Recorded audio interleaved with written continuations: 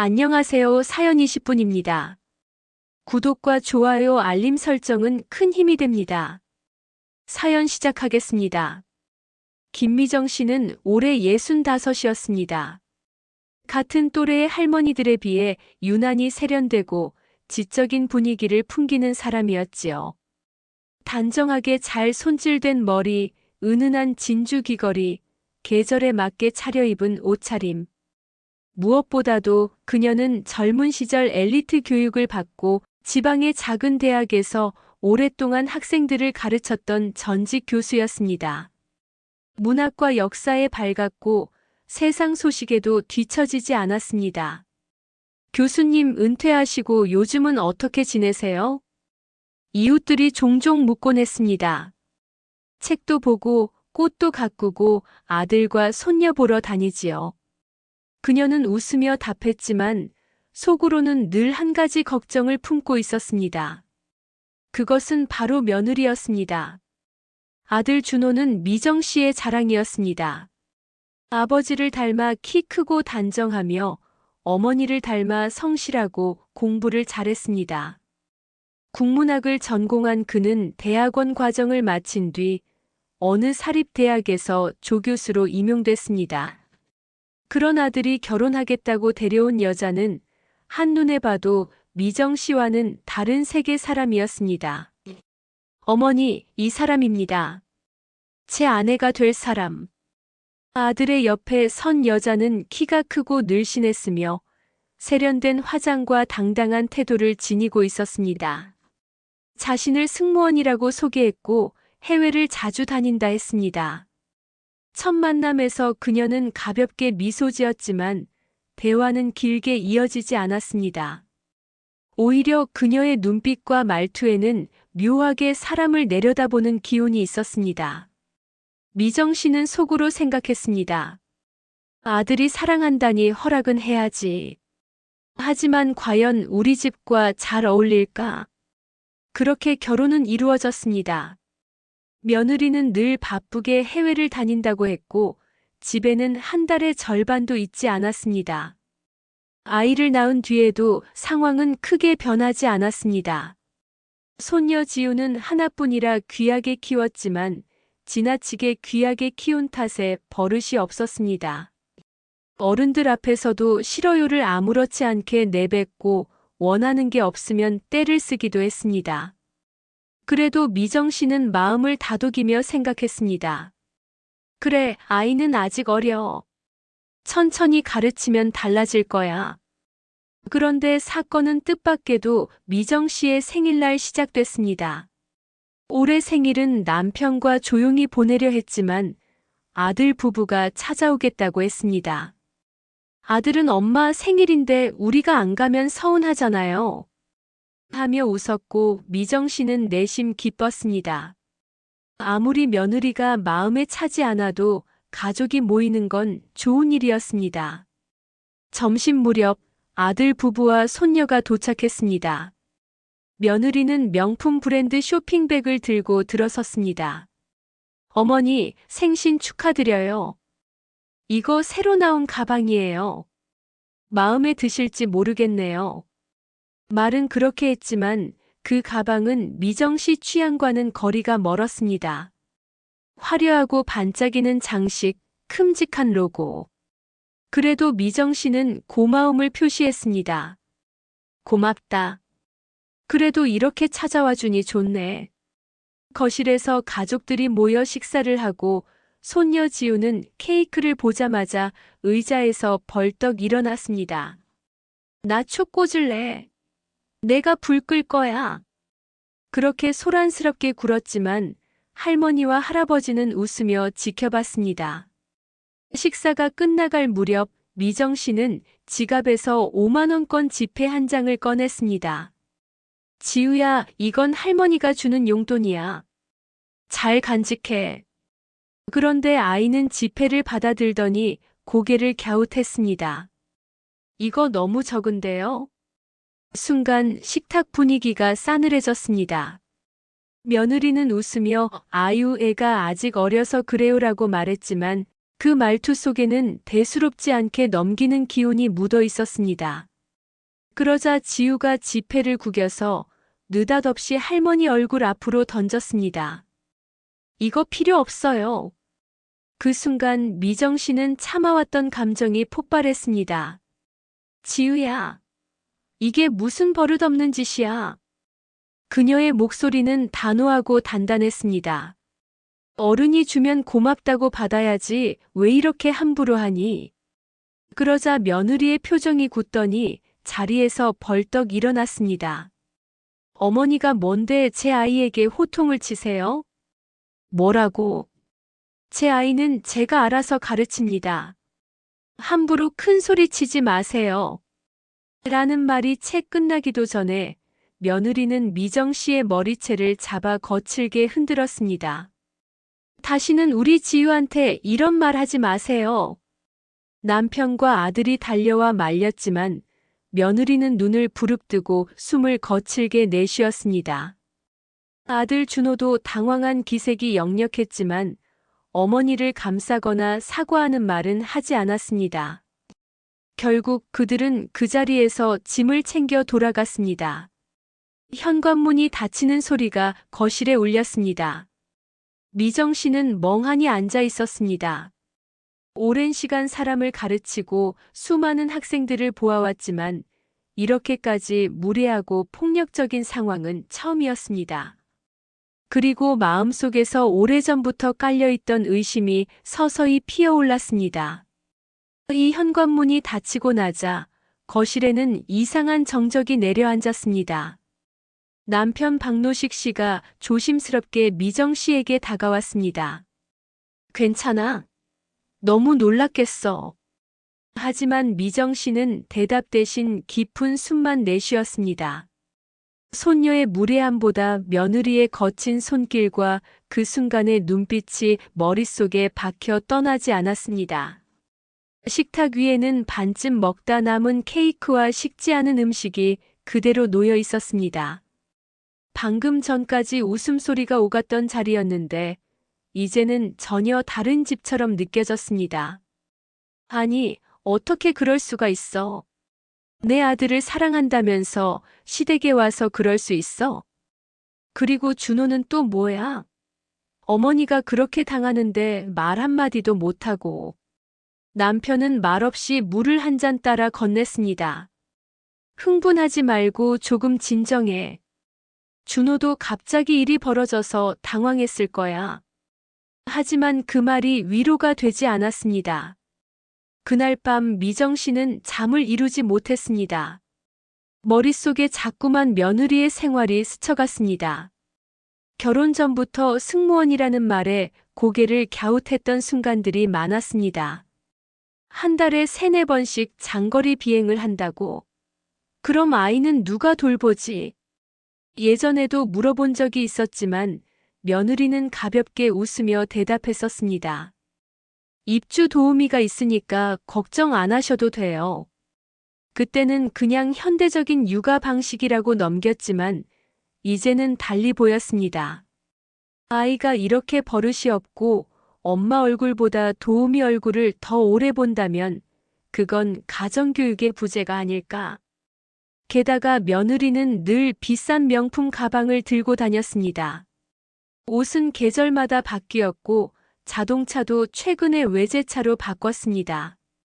승무원이 아무리 돈을 잘 벌어도 이렇게까지.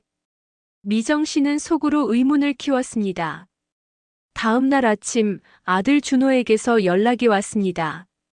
엄마, 지유일이라면 와이프가 어찌나 유난인지. 너무 마음 쓰지 마세요. 미정 씨는 참았던 말을 꺼냈습니다. 그게 어려서 그런 게 아니야. 교육의 문제지. 그리고 내 안에 그건 너무했다. 아무리 내 편이어도 나를 잡아 흔들 수는 없는 거야. 엄마, 와이프도 놀라서 그랬을 거예요. 제가 잘 얘기해 볼게요. 하지만 목소리는 힘이 없었고 미정 씨가 듣고 싶은 진심 어린 사과도 없었습니다. 대화는 싱겁게 끝났고 전화기를 내려놓는 순간 그녀의 마음속에 신뢰라는 단어가 조금 더 희미해졌습니다. 며칠 뒤 마을 친구 정순 씨와의 점심자리에서 그날 일을 이야기했습니다. 정순 씨는 미정 씨의 얘기를 듣고 눈을 크게 떴습니다. 아니, 그건 정말 심했다. 요즘 젊은 며느리들이 자유분방하다지만 그건 선을 넘은 거야. 조심스런 이야기인데 내 며느리 내가 아는 그 사람 같네. 무슨 소리야? 예전에 시내에서 유명했던 룸살롱 마담이 있었는데 얼굴이 참 예쁘고 세련됐거든. 이름이 지금 생각이 안 나네. 근데 너무 비슷해. 그 말이 미정 씨의 가슴을 철렁하게 했습니다. 설마 그럴 리가. 하지만 이미 마음속에서는 혹시 라는 의심이 단단히 자리를 잡았습니다. 그날 밤 미정 씨는 결심했습니다. 그냥 넘어가지 않겠다고.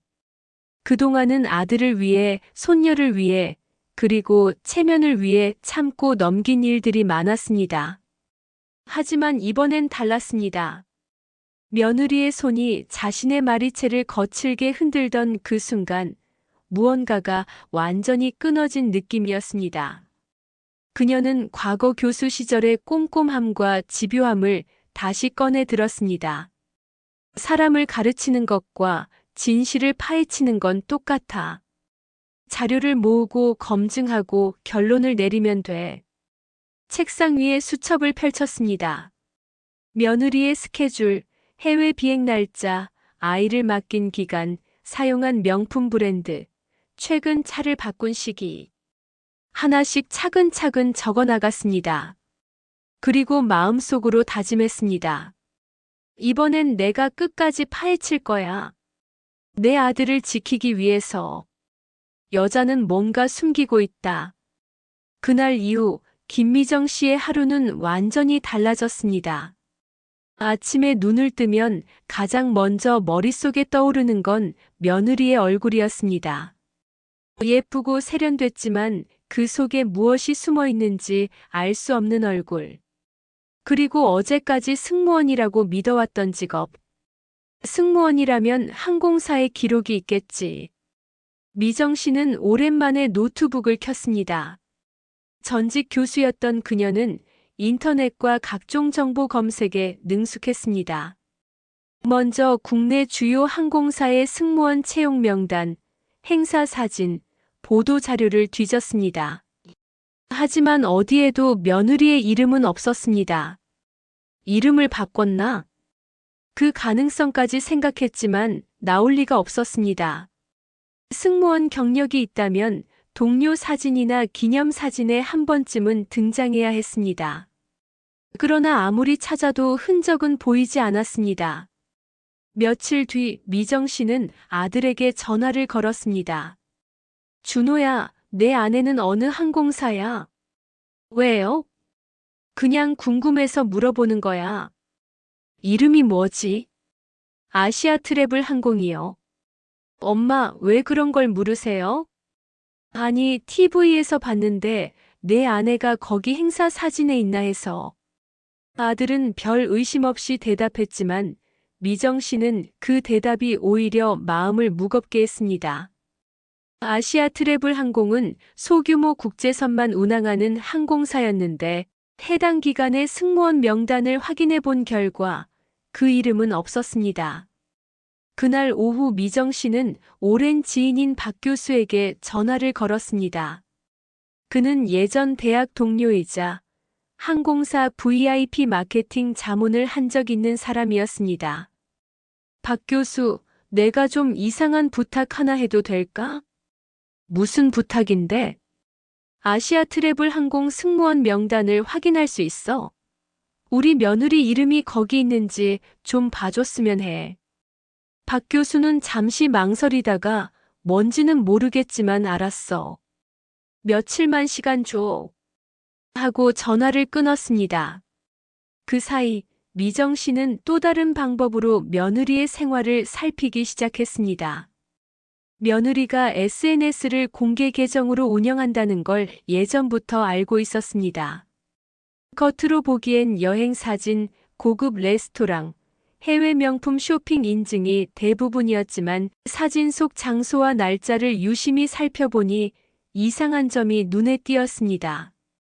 예를 들어 며느리는 파리 출장이라며 에펠탑 사진을 올렸지만 그 시기엔 파리로 가는 아시아 트래블 항공 노선이 운항되지 않았습니다. 또 사진 배경 속 간판에 찍힌 전화번호가 국내 번호였습니다. 그건 분명 해외가 아니라 국내에 있는 테마 레스토랑이었습니다. 이건 분명 뭔가를 꾸미고 있는 거야. 미정 씨는 사진을 하나하나 저장하며 메모했습니다. 그리고 그 사진에 함께 찍힌 사람들의 얼굴도 확대해서 살폈습니다. 그중 몇 명은 유난히 화려한 옷차림과 진한 화장을 한 여자들이었고 배경에는 고급 술병들이 놓여 있었습니다. 일주일 뒤 박 교수에게서 전화가 왔습니다. 미정 씨, 말한 이름 명단에 없어. 5년 전부터 최근까지 전부 확인했는데 단 한 번도 없었어. 정말이야? 그래. 아마 승무원은 아닌 것 같아. 다른 이유로 해외에 나가는 걸까? 그 말을 들은 순간 미정 씨의 의심은 확신에 가까워졌습니다. 그렇지, 승무원이라는 건 그냥 껍데기였어. 다음 단계는 며느리의 실제 행적을 확인하는 것이었습니다. 미정 씨는 과거 제자 중 한 명이 사설 탐정 일을 하고 있다는 것을 기억해냈습니다. 그 제자는 대학 시절 범죄 심리학에 흥미를 보였고 졸업 후 관련 업계에 발을 들였다고 했었습니다. 그녀는 바로 전화를 걸었습니다. 민수야, 나 김미정 교수야. 오랜만이지? 교수님? 세상에, 정말 오랜만이네요. 잘 지내셨어요? 그래, 그런데 말이다, 내가 좀 부탁할 일이 있어. 미정 씨는 최대한 차분하게 며느리의 직업과 생활 패턴에 대해 설명했습니다. 민수는 잠시 듣더니 이렇게 대답했습니다. 교수님, 이건 좀 깊이 들어가야 할 문제네요. 제가 며칠 안으로 확인해서 연락드릴게요. 그날 밤 미정 씨는 창가에 서서 긴 생각에 잠겼습니다. 밖에서는 겨울바람이 창문을 스쳤고 가로등 불빛이 길게 드리워졌습니다. 내가 지금 뭘 하는 걸까? 혹시 내가 너무 의심이 많은 건 아닐까? 그렇지만 며느리가 자신의 머리채를 거칠게 잡아 흔들던 그 순간이 떠오르면 모든 주저함이 사라졌습니다. 아니야. 이건 나를 위한 게 아니라 준호를 위한 거야. 그리고 지우를 위한 거야. 그녀는 결심을 굳혔습니다. 이제 며느리의 가면을 벗기는 일은 시간 문제라고 느껴졌습니다. 그리고 그 순간을 위해 증거라는 퍼즐 조각들을 하나씩 모아 나가기로 했습니다. 며칠 뒤 이민수에게서 전화가 왔었습니다. 목소리는 낮고 묘하게 긴장감이 서려 있었던 것이었습니다. 교수님, 오늘 시간 괜찮으세요? 직접 뵙고 말씀드리는 게 좋겠습니다. 그 말에 저는 직감했었습니다. 뭔가 나왔구나. 라는 생각이었습니다. 약속 장소는 시내의 작은 카페였습니다. 이른 오전이라 손님이 거의 없었습니다. 민수는 노트북과 서류 봉투를 들고 들어와 자리에 앉았었습니다. 교수님 말씀하신 며느님 이름이 서지연 맞죠? 그래. 본명은 아니었습니다. 법적으로 개명한 것이었습니다. 원래 이름은 서율이었습니다. 그리고 승무원 경력은 단 한 번도 없었습니다. 저는 손이 찻잔 위에서 멈췄었습니다. 그럼 민수는 노트북을 돌려주었습니다. 화면 속에는 번쩍이는 네온 사인과 고급 인테리어의 술집이 보였었습니다. 간판에는 루벨르 VIP 바라는 이름이 붙어 있었습니다. 여기가 현재 서유리, 아니 서지연 씨가 운영하는 곳이었습니다. 업계에서는 꽤 유명한 VIP 룸살롱이었습니다. 주 고객은 기업 임원, 정치인, 고위 공무원들이었습니다. 저는 말이 나오지 않았었습니다. 머릿속에서 승무원이라는 단어가 산산이 부서지고 있었습니다. 그럼 비행한다고 집을 비운 건 거의 전부 해외 출장이 아니라 이곳이나 다른 지역의 고급 술집에서 VIP 고객을 관리하는 시간이었습니다. 민수는 잠시 숨을 고르더니 서류 봉투에서 사진 몇 장을 꺼냈었습니다. 사진 속 지연은 화려한 드레스를 입고 남자들과 와인잔을 부딪히고 있었습니다. 그중 일부는 팔짱을 끼거나 허리에 손을 얹고 있었습니다. 남자 관계 복잡했습니다. 민수의 목소리는 더 낮아졌었습니다. 지연 씨에게 정기적으로 금품을 지원하는 남자가 최소 3명이었습니다. 그중 한 명은 대기업 부장, 다른 한 명은 지방 사업가, 그리고 이건 좀 충격적일 수도 있었습니다. 민수는 사진 한 장을 책상 위에 조심스럽게 올렸었습니다. 거기에는 지연이 한 중년 남자의 볼에 입을 맞추는 모습이 찍혀 있었습니다.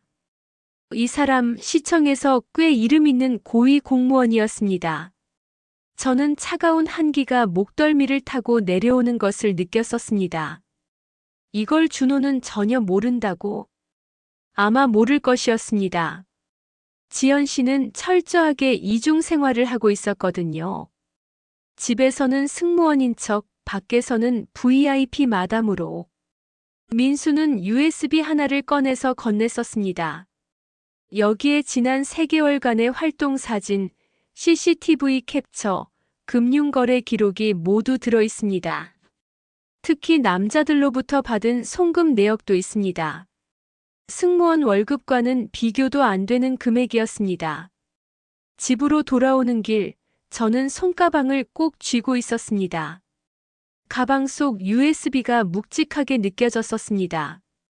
머릿속에서는 지연이 웃으며 이번 달엔 런던 갔다 왔어요 라고 말하던 장면이 겹치고 있었습니다. 그 웃음 속에 이렇게 많은 거짓말과 배신이 숨어 있었을 줄은 상상도 못했었습니다. 집에 도착하자마자 저는 문을 잠그고 책상에 앉았습니다. 노트북에 USB를 꽂으니 폴더 속 사진들이 차례대로 펼쳐졌었습니다. 사진 속 지연은 늘 화려했고 주변에는 비싼 술과 남자들이 있었습니다. 그 표정은 가정에서 보여주던 것과 전혀 달랐습니다. 어쩌면 그게 진짜 얼굴이었을지도 몰랐습니다. 저는 깊게 숨을 내쉬었습니다. 이걸 준호에게 어떻게 보여줘야 하지? 아들은 착했습니다. 착한 만큼 상처도 깊이 받을 것이었습니다. 그러나 이걸 덮고 살게 할 수는 없었습니다. 저는 결심했습니다. 아들에게 보여줄 때는 단순히 증거가 아니라 결정을 내릴 수밖에 없는 양의 증거를 모아야 했습니다. 그래서 며칠 더 민수에게 추가 조사를 부탁했었습니다. 특히 지연이 남자들과 주고받은 메시지나 사업 운영에서 불법적인 부분이 있는지도 확인하기로 했었습니다. 며칠 후 민수에게서 또 연락이 왔었습니다. 교수님, 이번 건은 좀 심각합니다. 지연 씨, 일부 고객과 단순 사적인 관계를 넘어서 비밀리에 동업계약을 맺고 있었습니다. 현금 거래라 세금 신고도 안 돼 있었고 자금 세탁 흔적도 있었습니다. 민수의 목소리는 무거웠었습니다. 이게 사실이면 준호 씨가 법적으로도 곤란해질 수 있습니다. 부부 공동 재산 문제 때문에요. 그 순간 제 심장은 크게 뛰고 있었습니다. 이건 단순한 가정 문제를 넘어서 아들의 인생을 송두리째 무너뜨릴 수 있는 위험이었습니다.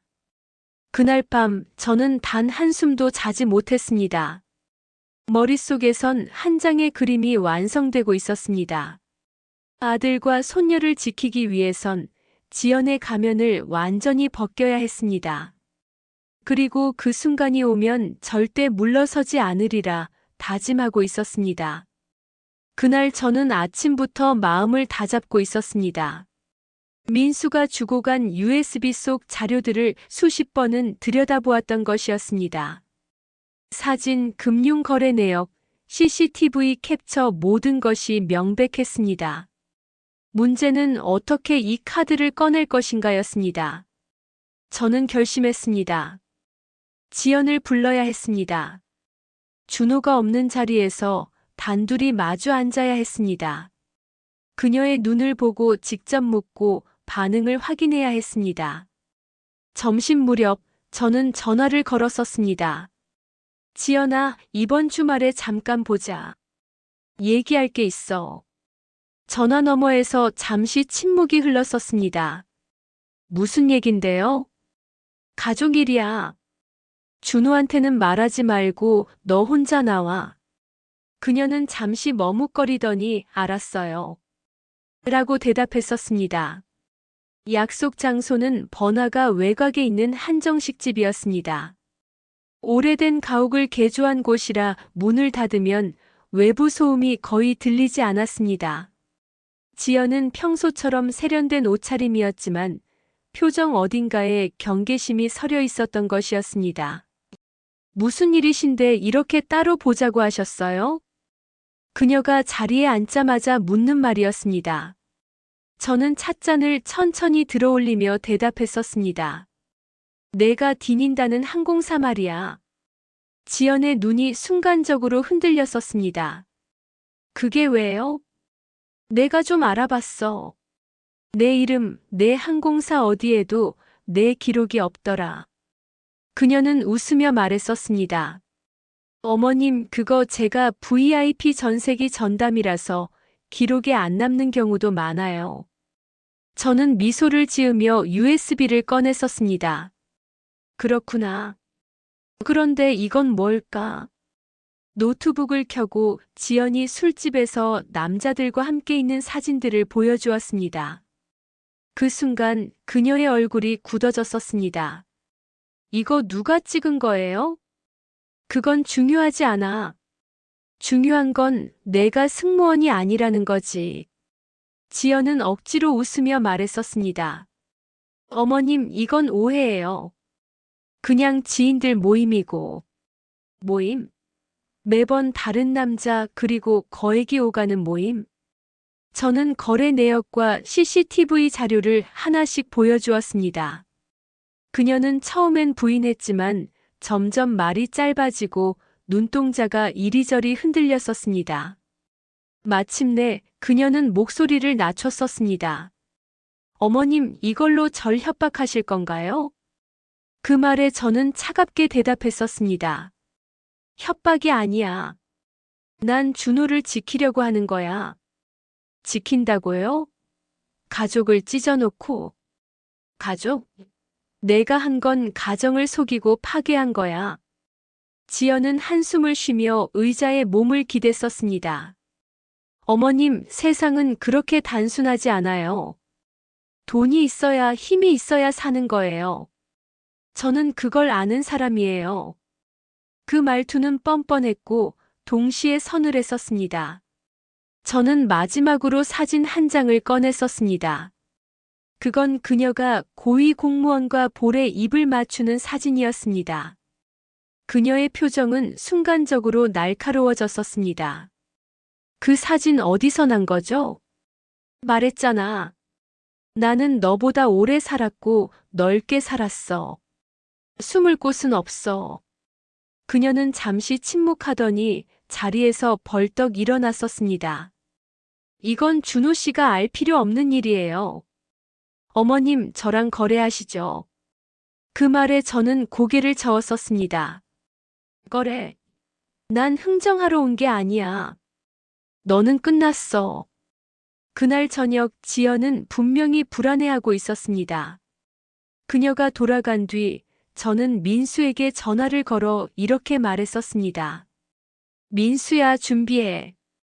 이제 마무리 단계야. 이번엔 준호와 함께 앉혀놓고 전부 보여줄 거야. 그 순간 저는 두려움보다 묘한 해방감을 느끼고 있었습니다. 마치 오래 묵은 돌덩이를 내려놓는 기분이었습니다. 그리고 그 다음 만남이 우리 가족의 운명을 바꿔놓을 것임을 알고 있었던 것이었습니다.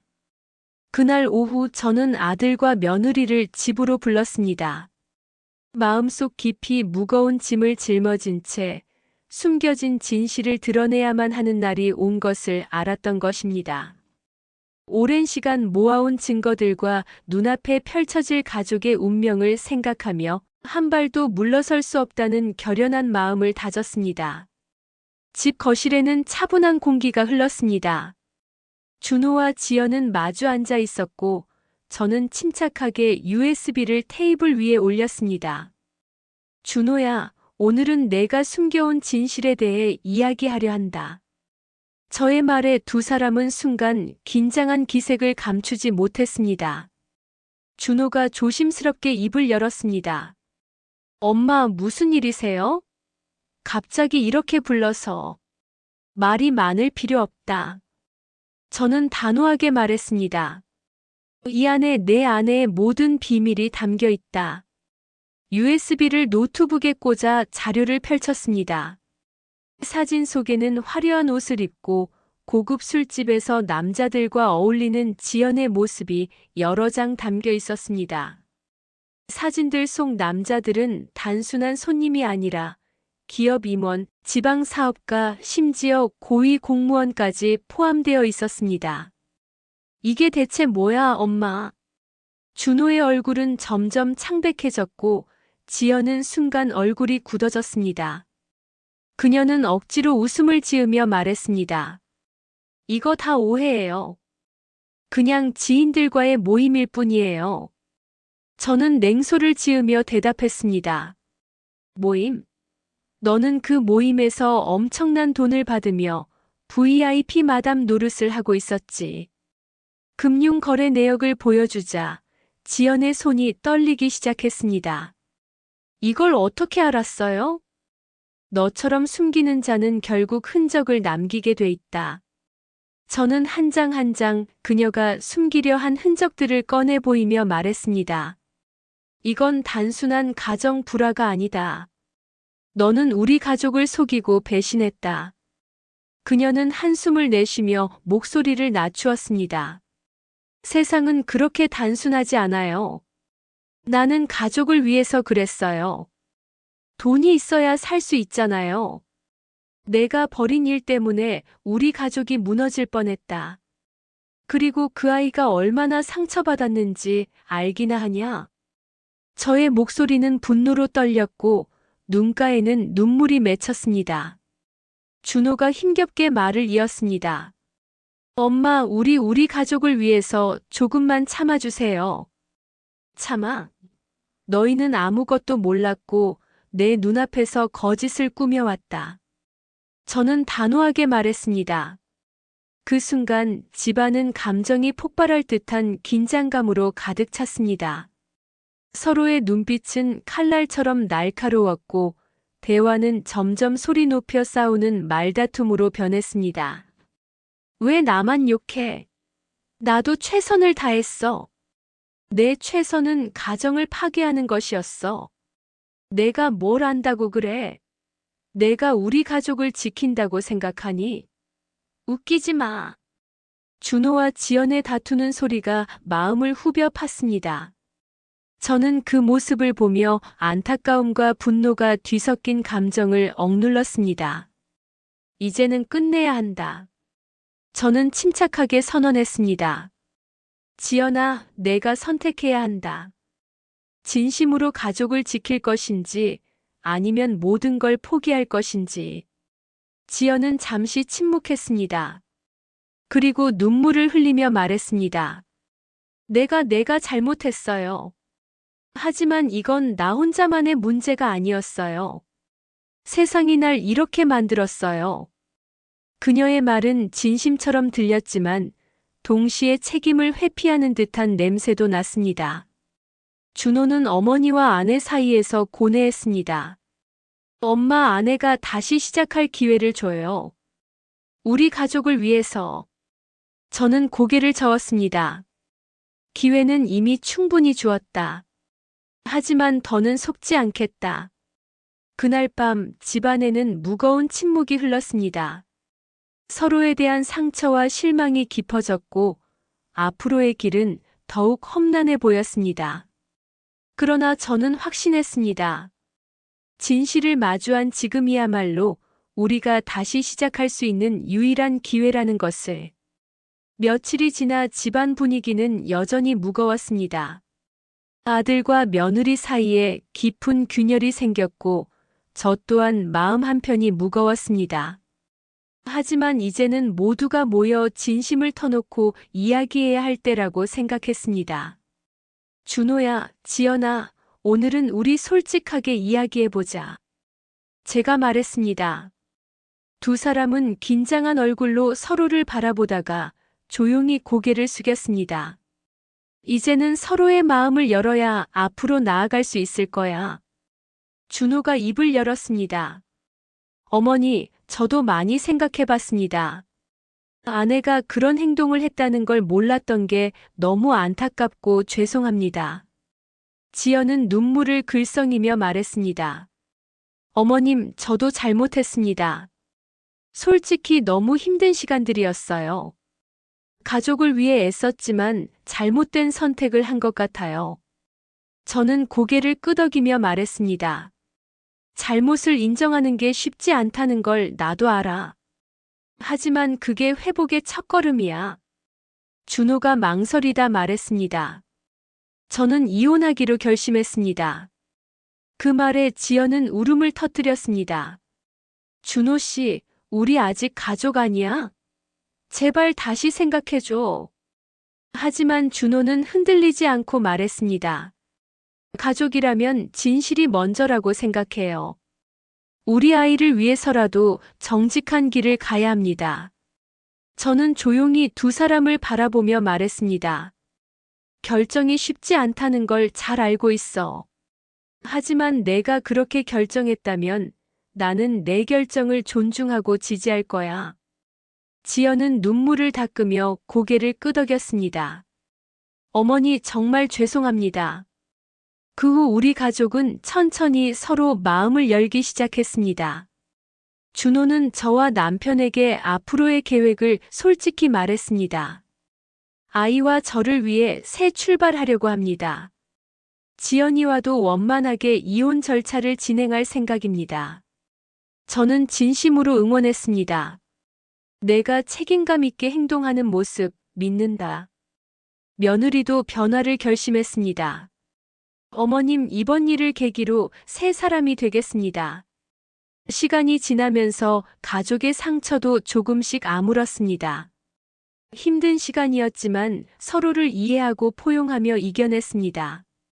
이 경험이 우리 가족을 더 단단하게 만들어 주었다고 믿으며 앞으로 희망을 품고 살아가기로 했습니다.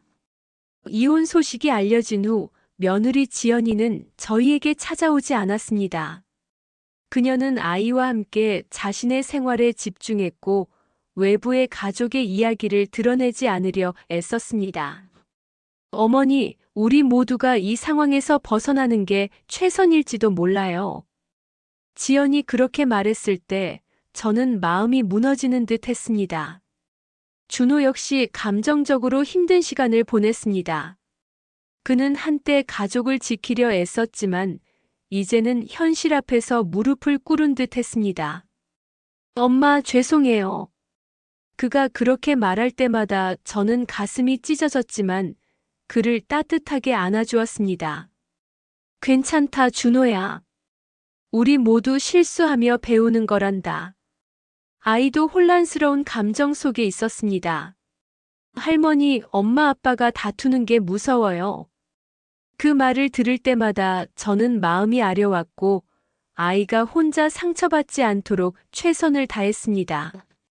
우리 손녀 괜찮을 거야. 할머니가 옆에 있잖니. 하지만 가족 간의 거리감은 쉽게 좁혀지지 않았습니다.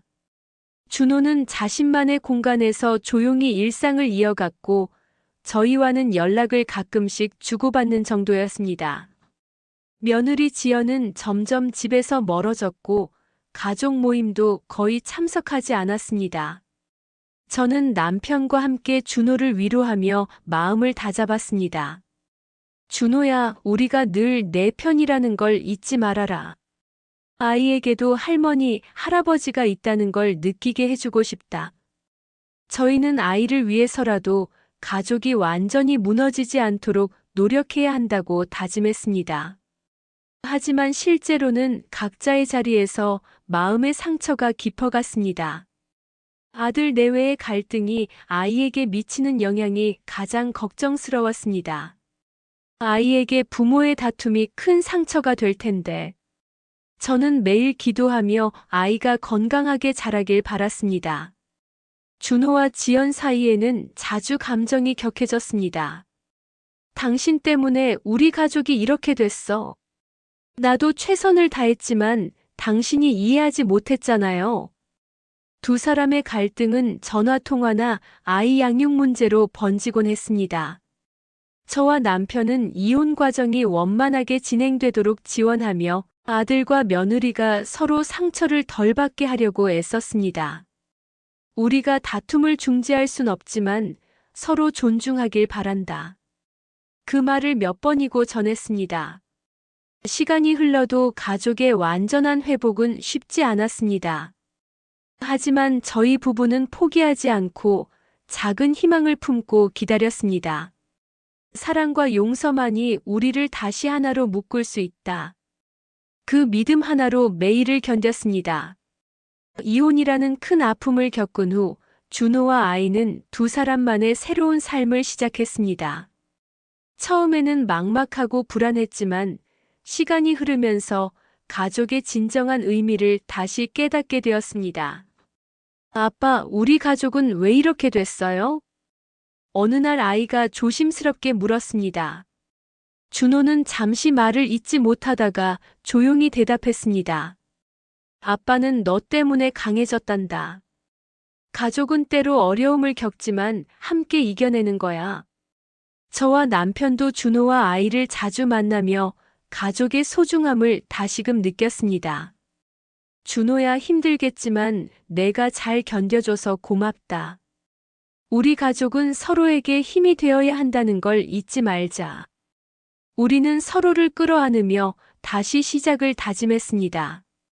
준호는 아이와 함께 보내는 시간이 얼마나 소중한지 새삼 깨달았습니다.